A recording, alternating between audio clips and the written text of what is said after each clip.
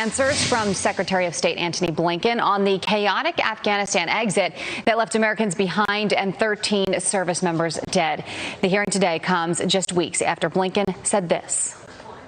A new chapter of America's engagement with Afghanistan has begun. It's one in which we will lead with our diplomacy. The military mission is over. A new diplomatic mission has begun. Florida Congressman Greg Steube will be questioning Blinken at today's House Foreign Affairs Committee hearing and joins me now. Congressman, good to see you. Thank you for being here. Yeah, thanks for having me. Of course. Okay, so I want you to take a listen to what former DNI John Ratcliffe had to say. This is on what happened in Afghanistan and questions that remain. Take a listen. The challenges here that we are facing for the next 3 years is a president who's not listening to the intelligence. Our intelligence was crystal clear about what was going to happen in Afghanistan if we withdrew without conditions-based terms that we had negotiated. How important is it that we find out about that intelligence? Who knew what, when, and who knew that this could potentially be the end result, what we've seen fall out here? And is that one of the things that you want to ask?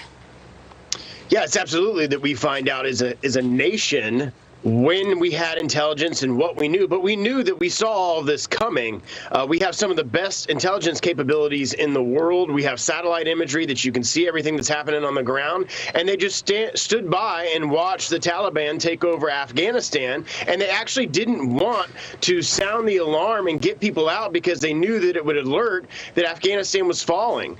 So they intentionally did things that stranded our American citizens behind enemy lines. We still have people there. And what's interesting is in the beginning, when the administration was giving us numbers, they were saying, well, there's between 10 and 15,000 Americans that are still left in Afghanistan. And the last number I saw is we got 5,500 out. I'm not a mathematician, but I'm sure my 10-year-old son could figure out that we've got about 10,000 people still left there. And the administration is saying, oh, we only have a couple hundred people. And then you see 400 or 500 people show up at Mazi al-Sharif and an airfield and all these other places. Either they know and they're intentionally lying to the American people, or they don't know because we don't have assets on the ground anymore, and he's negotiating with terrorists to get our American citizens out. Do you think we get those answers from Blinken?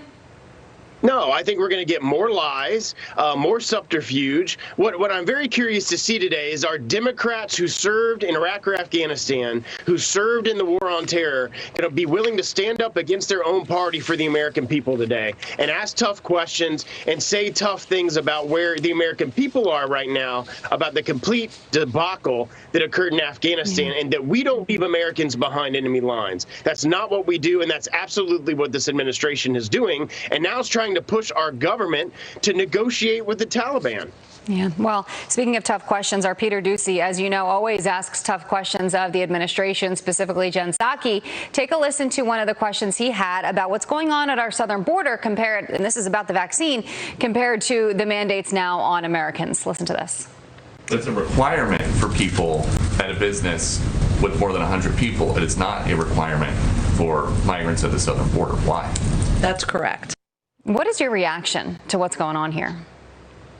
Again, not surprising with this administration. The hypocrisy of Democrats knows no bounds, and it never really has, and it's becoming more and more apparent every single day. So the government is going to force upon private businesses over 100 employees that they have to get the jab, but illegal immigrants that we know have COVID, 35% of them in the last number that we got from the Judiciary Committee, 35 to 45% of them have COVID, and they're putting them on buses and putting them on planes and shipping them all across the country, and then refusing to answer the questions of congressmen like myself and other Republicans on the Judiciary Committee of where they're transporting all of these migrants to. They're refusing to answer questions. They're refusing to lay the same level of COVID protocol on illegal immigrants coming into our country than private citizens and private businesses in our nation, and it's atrocious. All right, Congressman Greg Steube, we will be watching today to see what happens. Thank you so much for joining us ahead of it. Big day. Thank you.